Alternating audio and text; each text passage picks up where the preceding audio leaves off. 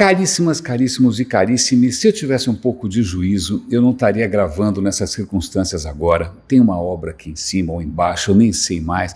Eu só sei que tem alguém com uma marreta do Thor, feita de uma estrela de nêutrons, transformando a minha vida num absoluto inferno. Mas eu quis gravar por duas razões. Primeiro porque, pasme, mas as marretas me inspiraram alguma coisa.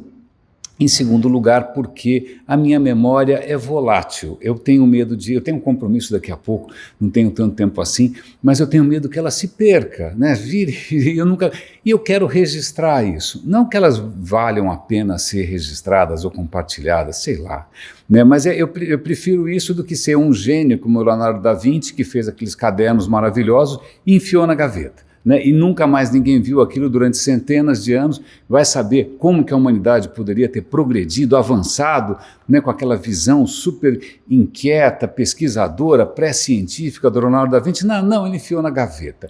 Então, ok, eu não sou Leonardo, eu não desenho, não, mas eu faço questão de compartilhar as ideias assim que elas surgem, sobretudo porque... E isso me faz lembrar um pouco dos meus primórdios, né, usando o computador. Eu acho que eu comprei meu primeiro PC, nem se lembro quando, década de 90, e memória, aí eu aprendi o que memória pode ser volátil, né? O computador tem aquela memória volátil, aquela que quando você desliga e liga, foi embora, quem mandou você não salvar, e caso você tenha salvado, ele escreveu em algum lugar no disco, menos mal. Né? Então, aliás, isso é uma das coisas interessantes do mundo PC, do mundo Windows, porque quando você compra um Mac, quem começou com os Macs, você comprou uma caixa mágica.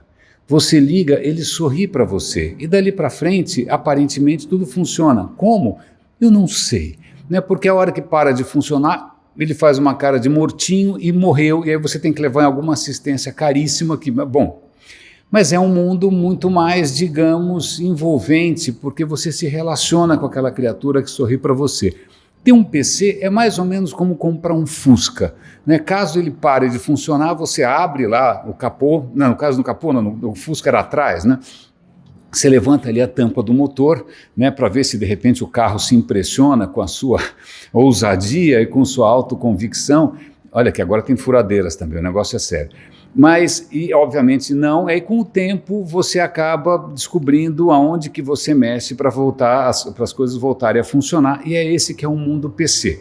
Você começa ali abrindo para ver o que está acontecendo, né, porque afinal ele não é uma criatura viva e sorridente como um Mac, e com o tempo você acaba criando ali um modelo mental, por mais que seja completamente superficial e equivocado como o meu, né, pelo menos você resolve algumas coisas. E por que eu estou lembrando dessa história toda? Por causa de memória volátil, porque eu estou me lembrando aqui de uma cena corporativa onde, sei lá, a figura que deveria, em princípio, dar as diretrizes, tinha um certo hábito de nos agraciar com a sua visão, mas uma visão que parecia um discurso do Fidel Castro, demorava horas, era uma coisa complicadíssima tal, e aí fechava a porta e ia embora e a gente falava, até que um dia eu falei, olha, deixa eu te explicar um pouco, né?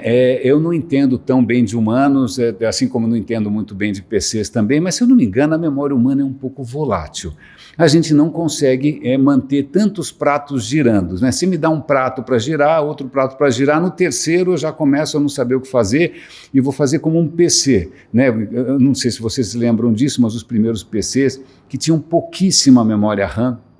O problema era quando você puxava, demandava demais da capacidade dele, falou, cara, eu não tenho memória para isso, eu vou ter que escrever no disco, eu vou ter que anotar. E a máquina ficava lentíssima. Pois bem, então, quando vinham essas iluminações corporativas, eu falei, desculpa, ou a gente para anotar toda a sua sabedoria, ou você passa para a gente tudo, um manual de instruções, mas contar com a nossa memória volátil, cara, a gente consegue reter 2 ou 3 coisas e olha lá. Né? Ok, eu acho que eu não durei o tempo suficiente para saber se o meu conselho ficou retido na memória volátil ali, eu espero que sim, mas isso me faz pensar numa outra história. Deixa eu olhar aqui o relógio, que horas são? Ai meu Deus do céu, tem um update no relógio, hoje em dia os relógios têm update, então eu não sei que horas são. Mas pois bem, as pessoas não têm update, infelizmente a gente tem o mesmo sistema, o update do relógio aqui, vamos ver, anunciado aqui, ó. Ok, pessoas não têm update e a gente tem que contar com a natureza humana. E uma questão que eu estou percebendo aqui, que talvez seja a raiz de muitos dos meus problemas, é que a memória volátil humana continua sendo a mesma há algumas dezenas de milhares de anos, não mudou tanto assim. A nossa capacidade para reter histórias ou para manter vários pratos girando é relativamente baixa. E o que acontece é que, se vamos imaginar que você queira explicar um fenômeno, por exemplo, chuvas, né, torrenciais, você pode começar explicando a meteorologia, você pode explicar os ciclos da água, você pode explicar a modelagem matemática super complexa e todos os sensores e satélites, e aí você vem com a influência humana no gás carbônico, do aquecimento global. As pessoas estão, nessa altura do campeonato, num estado comatoso, né? Seria muito mais, sei lá, funcionaria muito melhor, funcionou durante muito tempo, imaginar que foi São Pedro, ou que é algum tipo de castigo, ou então que é assim mesmo e não tem nada a fazer a respeito, quem mandou você morar em São Paulo, aqui sempre inundou. A questão a gente tem uma tendência que é natural, que faz parte do nosso hardware, né, não só do nosso software, de privilegiar ou de dar preferência a histórias que requeram pouca memória RAM. Histórias com começo, meio e fim. Né? Histórias. Aliás, maldita hora em que alguém baniu da língua portuguesa a história com E e colocou tudo história com H. Eu acho que é diferente. Uma história com E é São Pedro, são esses mitos que a gente cria por aí. Agora, história é uma disciplina que estuda a mudança, né? Seja a mudança que for, a mudança das tecnologias, não é?